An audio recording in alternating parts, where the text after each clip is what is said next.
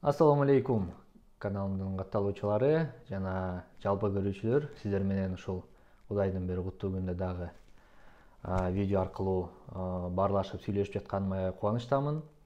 Бүгүн дагы ушул суроолорго утурлай эле, берилген суроолорго карай эле ушул ар кандай оорулардын, залалдуу оорулардын, онкологиялык оорулардын уландысы катары бир өзүнчө бир ооруну, ошол онкологиянын ичиндеги бир бөлүгүндөгү ооруну карап айтып берейин деп өзүм пландап жаткам. Бирок ушул мурдагы видеолордун астында комментарийлерде рак оорусунда кандай диета кармасак болот, эмнени жесек болот, эмнени жебесек болот деген суроолор келип калды.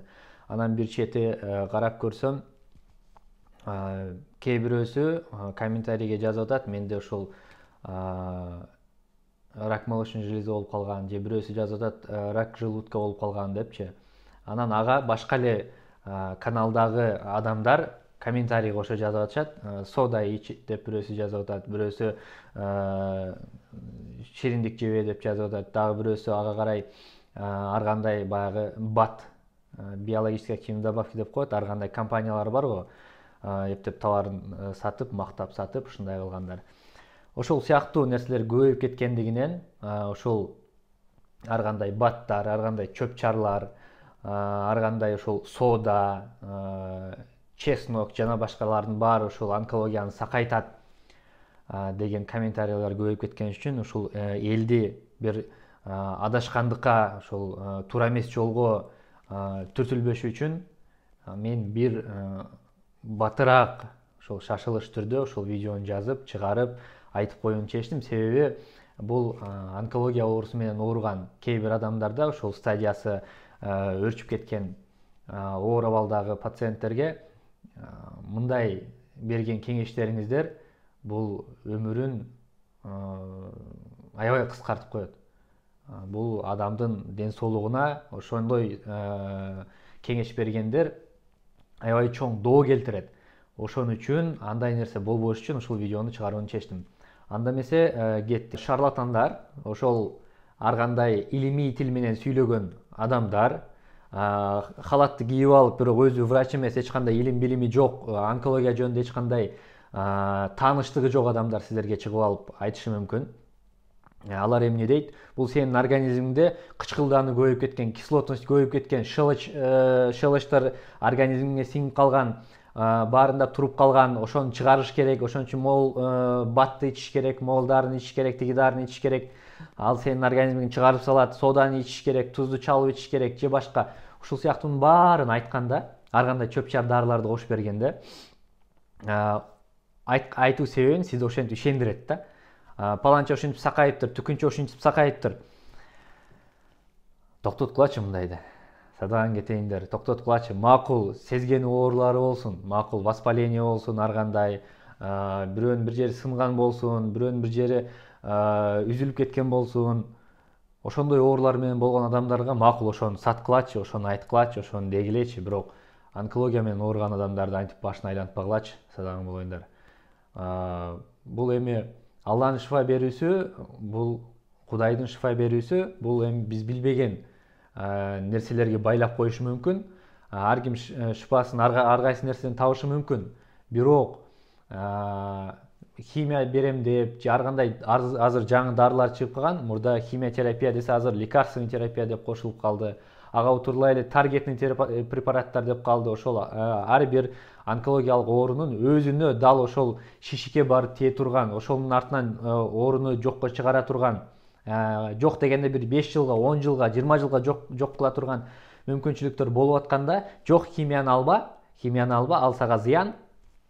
Анын ордуна ушул биз айтып аткан препараттарды ал. Биз сода менен, эң арзаны сода менен, соданы ичсең, соданы сайынсаң айыгасың. Бул болбогон кеп да, бул болбогон кеп. Бул онкологияда ошол мен буга чейин сиздерге айтып жаткан ошол опухольдун, шишиктин клеткасы, бул сиздин клеткаңыз эмес болду. Ал клетка жөн гана ошол сиздин организмиңизден канды соруп, кандагы энергияны соруп алып, өзү үчүн гана иштеп калды. Анын ичинде мутация пайда болду. Ал клеткада сиздин мурдагыдай жазылган коддор сиз үчүн иштеп берчү клетка бузулду, ал баш бербейт, болду, ал башка клетка. Ал сизди ушул батыраак бүт денени камтып алып, ошол өзү чоңоюп, кайсы бир деңгээлде ушул залалы күчөйө бере турган опухоль болуп калды, клетка болуп калды. Ал сизди кантип сода менен сакайтышат, мен аны түшүнбөйм. Анан дагы айта кетчү, ошол эле шарлатандар айтышы мүмкүн сууну ичпей коюш керек, башкача ар кандай суюктуктарды ичиш керек деп, мисалы үчүн сүттү ичиш керек же кымызды эле ичиш керек, же кээ бир учурлар болгон, менин эле көз алдымда өпкө оорусу менен, рак менен ооруп калган адам авиационный керосин ичип жүргөнчү. Бул эмне деген шумдук? Бул эмне деген шумдук? Бул бензин ичип жүрөт, керосин ичип жүрөт, эшектин сүтүн ичип жүрөт.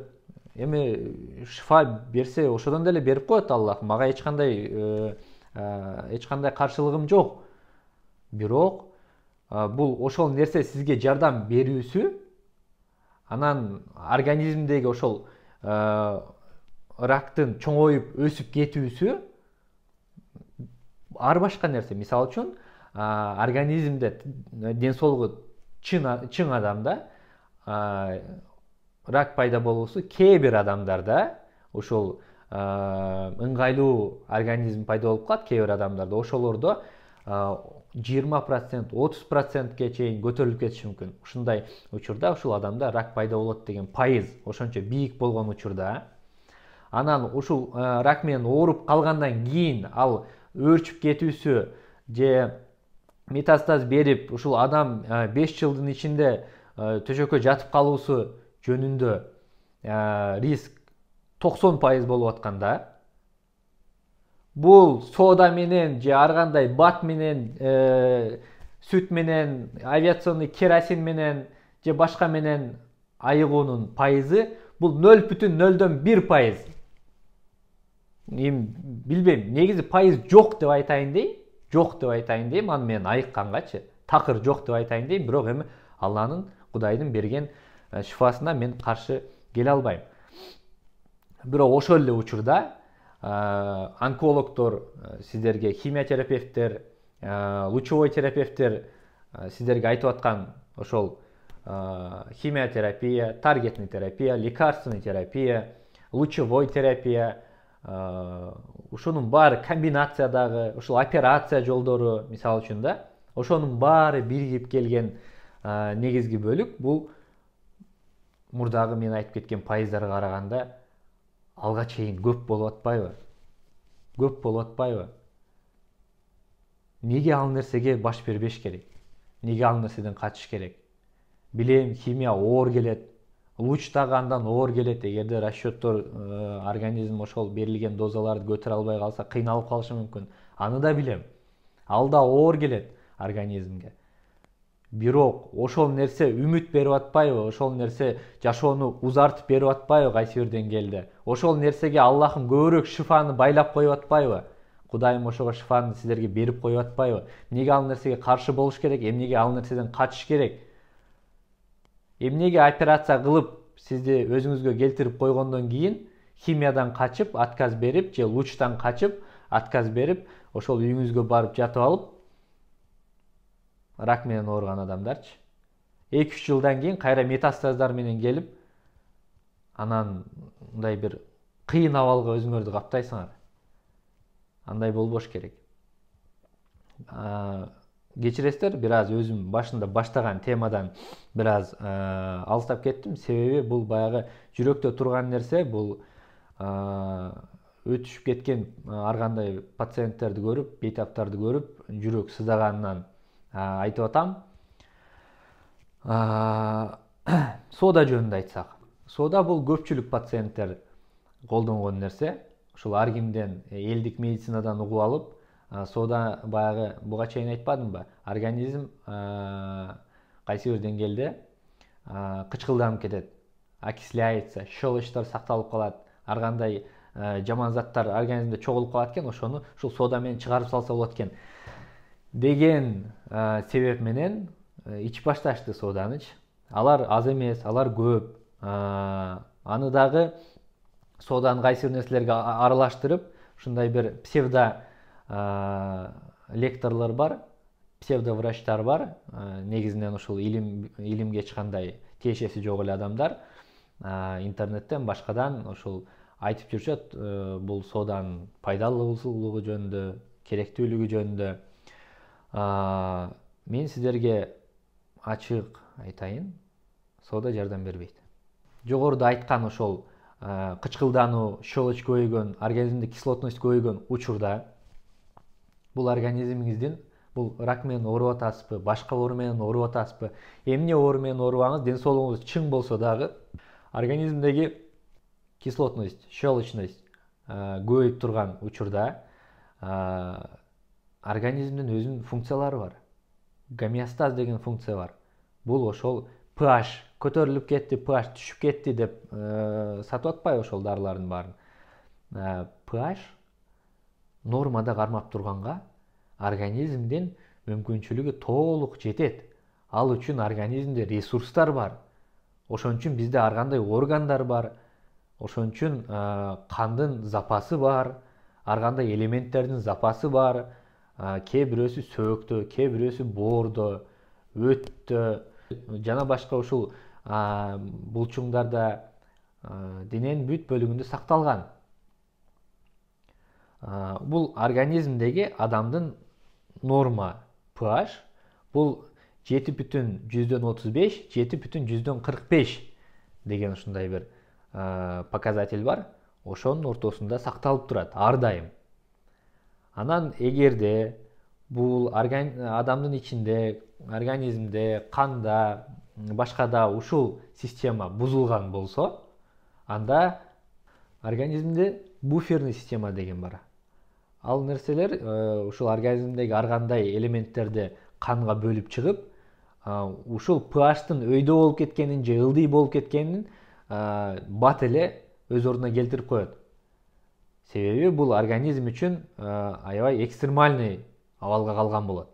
Бирок ага карабастан бул pH көтөрүлүп кеткен учур болот, ооба, көтөрүлүп кеткен болот. Же болбосо түшүп кеткен учур болот. Түшүп кеткенде буну ацидоз деп коет, көтөрүлүп кеткенде алкалоз деп коет. Ацидозду кандан сизди дарылап аткан терапевт же любой ар кайсы врач көтөрүлүп кеткенин көрдү, же түшүп кеткенин көрдү, абалыңыздын оор экенин көрдү. Бул учурда любой врач реаниматолог деген врачка чалат. Ошол реаниматолог ушул сиздеги организмдеги өзгөрүүнү бат ордуна келип коюуга негизги ушундай бир эмгек кылуучу врач бул реаниматолог. Эгерде pH көтөрүлүп кеткен болсо, сиздин абалыңыз реанимацияда жата турган акыбалда болуп калды деген сөз. Ошол щелочь, кислотанын баары көтөрүлүп кетти дегенде, болду, бул пациенттер реанимационный пациент деп коет. Реанимацияга ылайык пациенттер.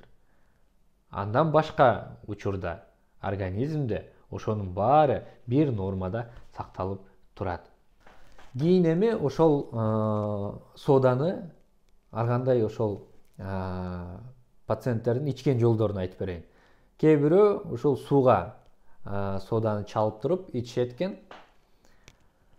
Бул учурда соданын эң негизги функциялары жок болуп кетет. Эмнеге жок болуп кетет? Себеби ашказанда кислотность башка.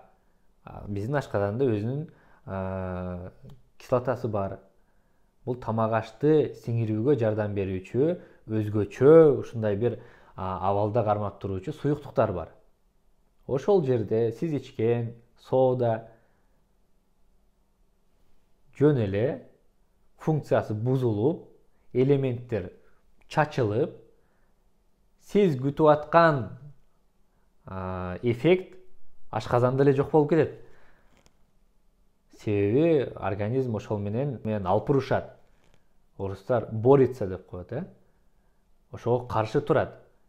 Соданы чыгарып салат. Анан кээ бир ушундай тарыхта болгон. Адамдар ушул соданы сууга чалышып, же болбосо физрастворго чалышып ушул канга куюшкан.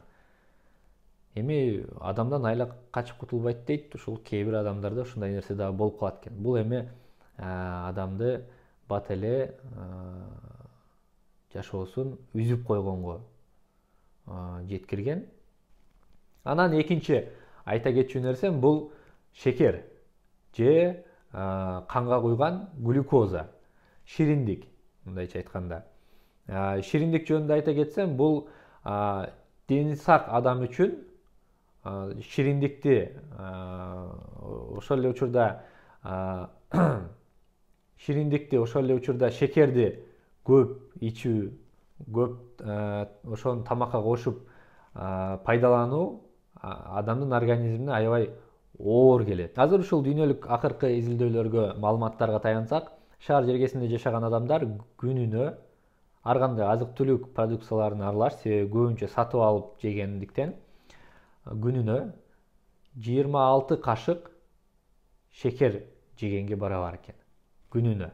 Бул эми баягы күнүнө кола ичкендер бар, күнүнө энергетик ичкендер бар. Энергетиктер жөнүндө дагы жакында ошол чоң видео чыгарган атам. Ал жерде мондай жөн эле кебе менен эмес, бул ушул дүйнө жүзүндөгү чоң ар кандай сайттары бар. Ушул Америка, Европа, Азия, ушул бүт ученыйлар изилдеп чыгарган негизги материалдар бар. Алардын баарын даярдап койдум.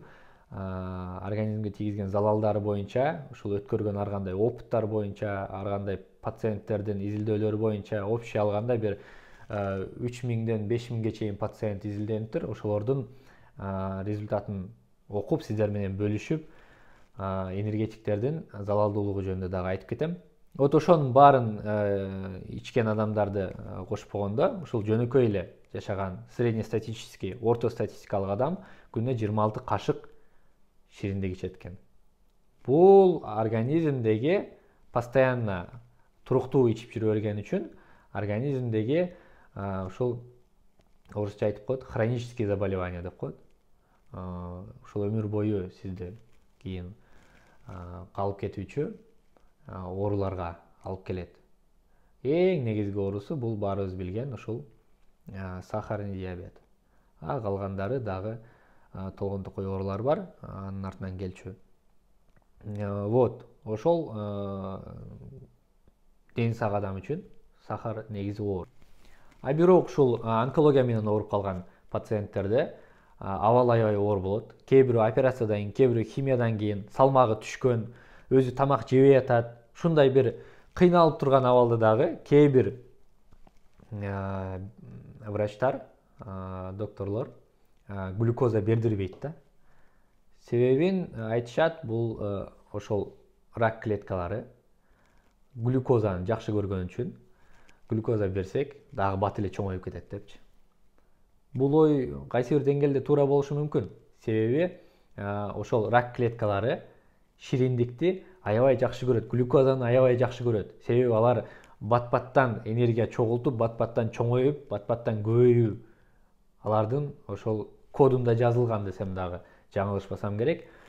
Ошон үчүн берилбейт деп айтышат. Кээ бир учурда биз пациенттерди изилдөөгө жибергенде, ПЭТ-КТ жана башка ушул КТ изилдөөлөрүндө биз сурайбыз, радиофарм препараттар бар. Ошону изилдөөнүн алдынан канга куйгандан кийин биз жакшыраак көрүп баштайбыз. Кайсыл жерде ошол шишиктер бар, рак клеткалары бар. Биз ошону жакшыраак көрүп баштайбыз. Жаңы картинкаларды чыгарат го, ошону тартканда жакшы көрүнөт. Ошол рак клеткалары жанып калат жылдыздай элечи, биз баягы изилдеп караганда. Ал неден? Ал ошол биз берген радиофарм препаратты, ошол рак клеткалары аябай бат сиңирип баштайт. Өзүнө аябай бат сиңирип, аябай көп объемда сиңирген үчүн ушул жанып калат. Бул ошондой эле жанып, ошондой эле глюкозаны аябай жакшы көргөн бизде бир орган бар, бул баш мээ. Баш мээ көпчүлүк мындай азыр так айта албайм, бирок акыркы бир окуган изилдөөдө ушул жок дегенде күнүмдүк 20% энергиянын барын ушул мээ алат деген жөнүндө дагы окуган жайым бар, бирок менин оюмча бул мындан көбүрөөк го дейм. Себеби башты иштетиш деле аябай оор. Вот. Ошон үчүн менде да бир ушундай окуя болгон. Менин жакыным онкология менен ооруп, көп жылдар бою алпурушуп, ошол менен аракет кылып, дарыланууга аракет кылып, Кудай өзү өмүр берип, ошол 10 жылдан ашык ошол диагноз коюлгандан кийин жашады. Ушул акыркы айлары, акыркы жашоонун аягында ошол төшөккө жатып аябай кыйналып калды. Оор абалда болуп калды, тамак анча жей албай калды. Ошол учурда кандай кылсам, ушул анда мен эч нерсени билбейт болчумун, жаш болчумун. Бирок бир нерсе кылыш керек го деген ойдо ушул райондогу врачтарга бардым. Айла жок, барып ушул эшиктерин такылдатып, байкелерим менен кошо, акелерим менен кошо барып такылдатып, сурап, врачтарга кирип суранам, ушул менен жакыным жатып калды, тамак аш анча жей албай атат. Ушул бир капать эткенге капельницага кайсы бир дарылар жазып бериңиздерчи, абалы оор деп барганымда физраствор деди да. Канча куяйын десем объемун деле айтпады. Анан ушул организмди бир аз күчтөнтүш үчүн глюкоза берсек болобу дедим. Ошондо мен билбейм да мунун баарын, медицина жөнүндө эч кандай мындай дарылоо жөнүндө мындай жакшы түшүнүк жок болчу. Глюкоза берип кичине организмди жакшыртсак болобу депчи десем, айтып калды, жок, глюкоза берсең болбойт, себеби онкология турбайбы, акыбалын оорлотуп таштайт деди да. Убакыт өттү, жылдар өттү. Ошол мүмкүн ошол жакыным мага дуа кылгандыр, ошондой оор абалда, оор акыбалда калган онкологиядан жабыркаган адамдар үчүн жардам болсун деп дуа кылганбы деп ойлойм. Себеби мен бул онкологияга келип калганым аябай мындай күтүүсүз болгон. Өзүм хирургияга жакын болуп, ушул хирург болом деп жүргөм, бирок ушул кайсы бир жолдор менен Аллахым өзү буруп келип, ушул хирургияны дагы берди, онкологияны дагы берди да. Бул онкохирургия болуп калды. Азыр эми түшүнүп турам. Бул онкология менен ооруп, ошондой оор абалда жатып калган пациенттер үчүн глюкоза аябай керек. Глюкозаны бериш керек. Глюкозасыз болбойт. Организмди чыңдаш керек. Өзү жут алса, ар кандай энергетикалык балуу йогуртко окшогон нерселер бар. Нутридrink, Нутрикомп деген ушундай препараттар бар, аптекаларда сатат. Ошону өзү ичип туруш керек. Эгерде тамак жей албай, тамак сиңире албай калса, ошол жок дегенде организмге күч берип туруш керек. Ал болбосо, өзү жута албаса, ар кандай зондтор бар. Тамак ашказанга чейин жеткирип коет, ошого акырын шприц менен куюп, адамдын сиңирүүсүн жардам берсе болот. Анан капельница коюлат. Капельницага ар кандай составда турган ар кандай препараттар бар. Ошонун ичинде дайыма глюкоза бар. Глюкоза болуш керек. Ансыз организм кыйналып калат, оор болуп калат. Кээ бир пациенттерге ошондой дары берген үчүн кайсы бир деңгээлде ошол адам орустар айтып коет, выкарабкается деп коет. Кыргызчадагы сөз бар, аны бир аз эстей албай атам.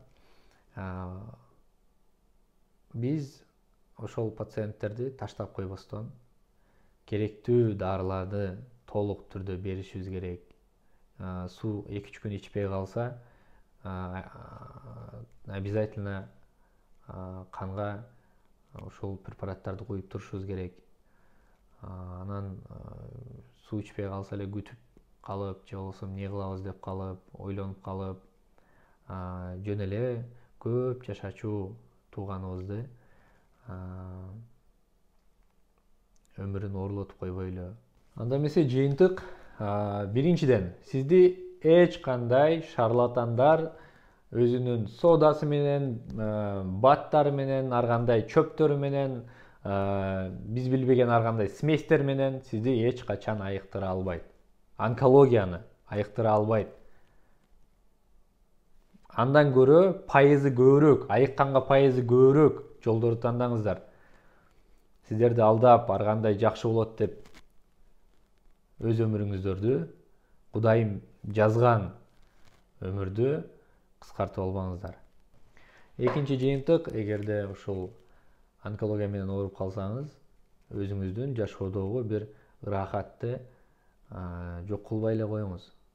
Печенька жегиңиз келсе, печенька жеңиз. Ширин сок ичкиңиз келсе, сок ичиңиз.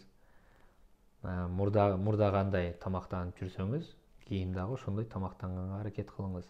Организм ошого көнүп калган, ошонун артынан чыңалып жүргөн.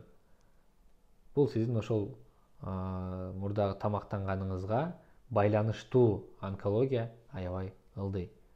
Үчүнчү жыйынтык, эгерде сиз ден соолугу чың адам болсоңуз, анда жашоодогу ар кандай сизге ырахат алып келчү нерселер кайсы бир деңгээлде өз ордун билиш керек. Орустар айтып коет, в меру деп коет. Бир чекитке чейин гана. Ар бир организмге зыяндуу тамак аштарды жеэрдин алдынан, эгерде организм каалап өзүңүз тура албай атсаңыз, анда мурда 2 стакан кола ичип атсаңыз, азыр 1 стакан ичкенге аракет кылыңыз. Күнүгө ичип атсаңыз, 2 күндө 1 ичкендей болуңуз. Ушул сыяктуу ар кандай зыян нерселерди азайтканга аракет кылыңыздар. Аллахым ушул ооруп жаткан бейтаптарды өзү айыктырсын, шифа берсин. Анан ден соолугу чың туугандарыбыз ден соолуктун баасын биле жүрсүн. Анан ушул каналга катталып, лайк коюп, комментарий жазып, суроолорду жазып, мүмкүн болушунча мурдагы жазган суроолорго жооп бергенге аракет кылтам.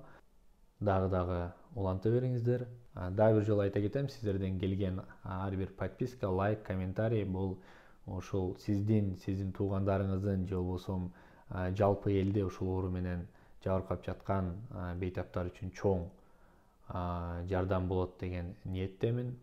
Себеби мурдагыда видеодо жазган комментарийлериңиздер, койгон лайктарыңыздар жок дегенде 20дан ашык пациентке жардам болду. Себеби көпчүлүгү жол таппай билбей турган адамдар мен менен байланышка чыгышып, кандай кылсак болот дегендеринен мүмкүн болушунча колдон келишинче ушул кеңеш бергенге аракет кылдым.